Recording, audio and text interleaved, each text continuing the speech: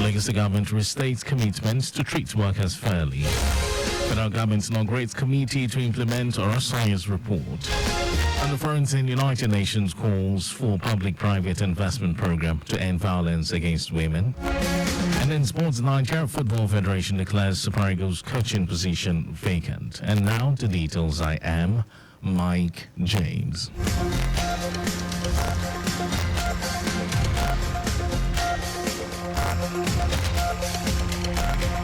Lagos State Governor Babajide Sanwo-Olu has described the subject of the national minimum wage as a reflection of the government's dedication to ensuring that the hard-working men and women who contribute to the prosperity of the nation are treated with the dignity and fairness they deserve. The governor stated this at the Southwest Geopolitical Zone public hearing on national minimum wage, which was held in Ikeja, Lagos. He assured the organized labor that the state government is committed to working collaboratively with other states and the federal government to arrive at a fair and realistic wage structure that will take into account the diverse economic conditions across the nation.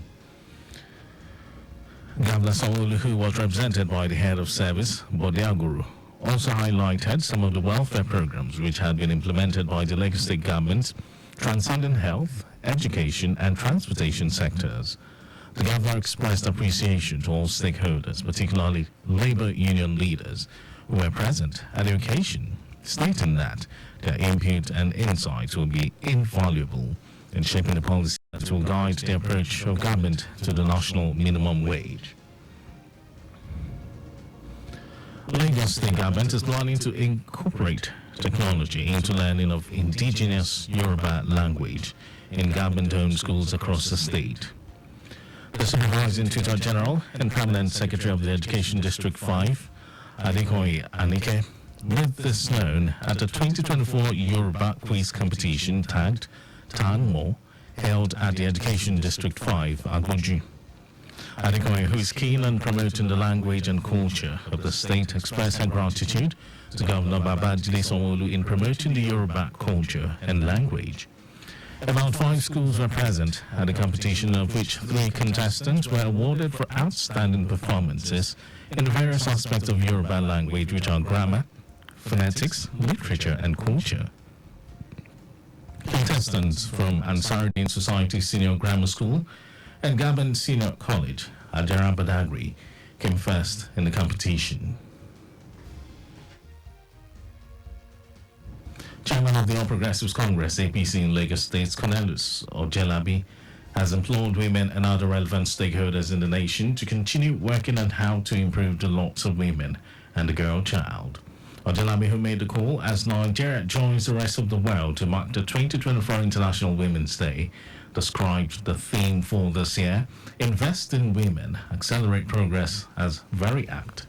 He said it is important at this period when gender equality, women's and girls' empowerment and their right to healthier lives need to be given more attention by both government and the public to accelerate progress at all levels of the society. According to him, such exposure of women and the girl child to self-development and self-dependence would reduce various abuses such as sexually and gender-based violence, assault, sexual harassment, early pregnancy, to mention a few usually meted out to them. Ojelabi urged both the government and the organized private sector to invest in women and children, especially the girl child, through empowerment, because it is by so doing that the nation will be developing itself as well as its human resources. The Niger State Governor Mohammed Bago has called on the federal government to censor the content of the social media platforms in the country. Bago made this statement during his declaration as a grand patron of the Nigeria Union of Journalists, the Niger State Council. He said this will checkmate the spread of fake news in the country while promoting objective reportage by practitioners of conventional journalism. Bago described the role of journalism as vital to the development of any society. NJ National President Chris Isiguzo, who also presented the governor with a certificate, said the conferment followed his transformative and developmental strides in the areas of infrastructure, healthcare, agriculture, good governance, and education, among others. And now to the rest of the stories.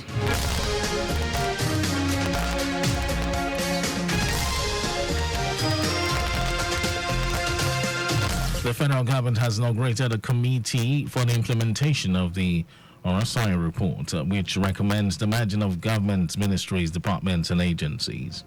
Secretary General of the Federation, George Akume, who inaugurated the committee on behalf of President Bola Tinubu, stressed that the implementation of the white papers and the report is aimed at reducing the cost of governance and streamlining efficiency across the governance value chain.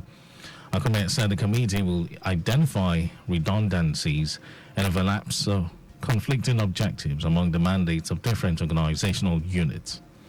The inauguration of the Implementation Committee followed the announcement by the President Bola Tinubu-led federal government on February 28, 2024, that parts of the recommendation in the 12-year-old RSI report would be implemented. The committee list includes the Attorney General of the Federation, Minister of Justice, Lateef Fagbemi, Minister for Budget and Economic Planning, Abubakar Bagudu, Head of the Civil Service of the Federation, Folashade Yemieson, Special Advisor to the President, Policy and Coordination, Usman Bala, Principal Secretary to the President, Hakeem Muri Okwola, among others. The Parliamentary Staff Association of Nigeria, PASSAN, has called on President Bola Tinubu to prevail on state governors to guarantee full implementation of financial autonomy for state legislatures to avert another strike.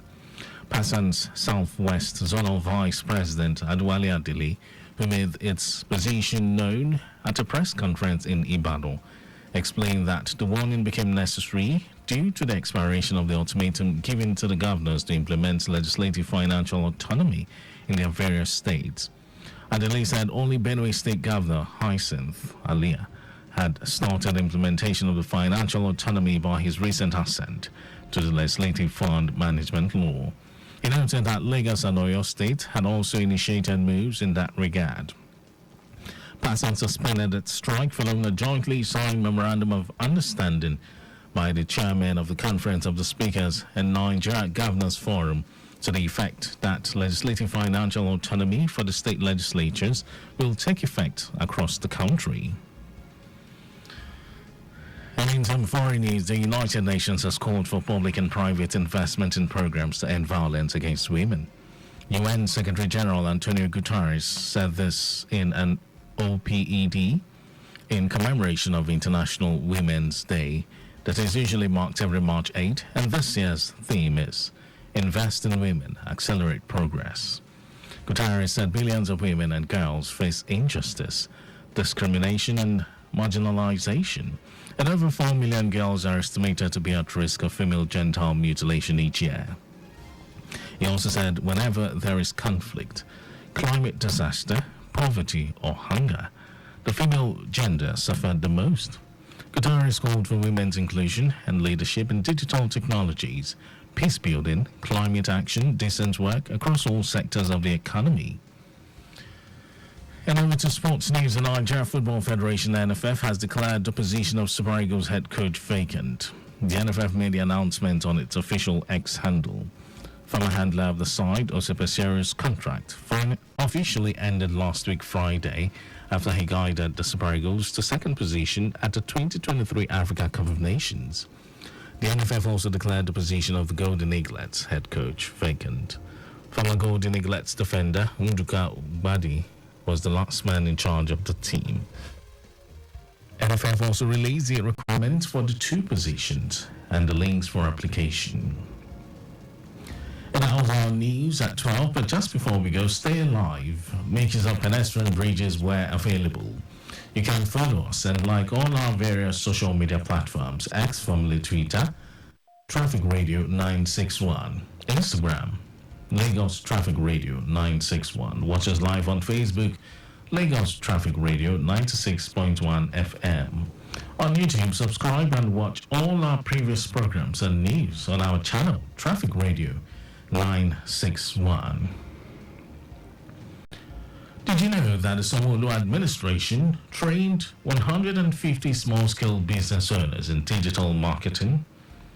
You can always get details on the Lagos State government website. To end the news, here are the highlights of the major stories.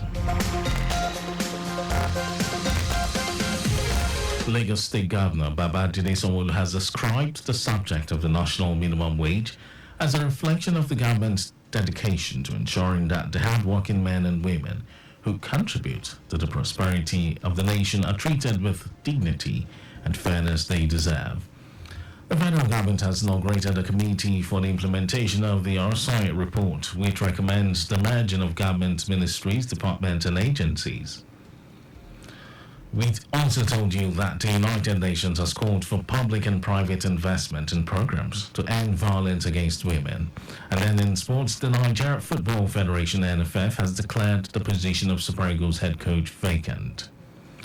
For contact with the newsroom, send a message to Lagos Traffic Radio at lagosstate.gov.ng.